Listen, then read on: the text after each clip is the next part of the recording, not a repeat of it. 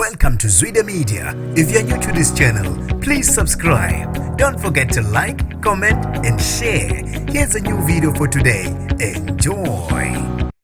Kulindeleke ukuba gwetshwe ngezi-23 zikaMasingana 2026 umholi ukomanda we-EFF uJulius Malema othole enecala lokuqhumisa isibhamu edlangalaleni eMdantsane e-East London. Nginibingelele ngiphinde nginamukele ezindabeni zezwidemeti igama lami ngosibonga konke wakandwandwe Mothanda ungangibiza entatheli ka-YouTube. Uzogwetshwa ngezi-23 zikaJanuwari 2026 uJulius Malema ecaleni lokudubula edlangalaleni. Ekhuluma nabalandeli bakhe ngaphandle kwe-East London Magistrate Court, uMalema uthe akudikizi ngisho inqulo. Equba uMalema uthe kwenzeke kahle bamkhulula umsolo wesibili njengoba vele bekufunwa yena.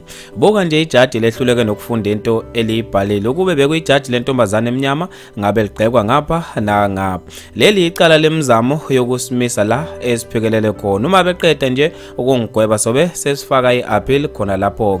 Sizoletha uadvocate Ncukayithuba ukuze aqinise ithimba labameli bethu. Leli ke lelicala lizoqhubekela ekhona court. Malunga e-EFF hambani niyosebenza okhethweni ningayifaki lento enhlizweni njengoba niyabona bazama ukuphazamisa umqeqo wethu, kuchaza uMalema ekhuluma nabalandeli ngaphandle kwenkantolo. Abantu babende ukuphawula okwahlukahlukene ngalo lolu daba khona lapha ezinkundleni zokuxhumana.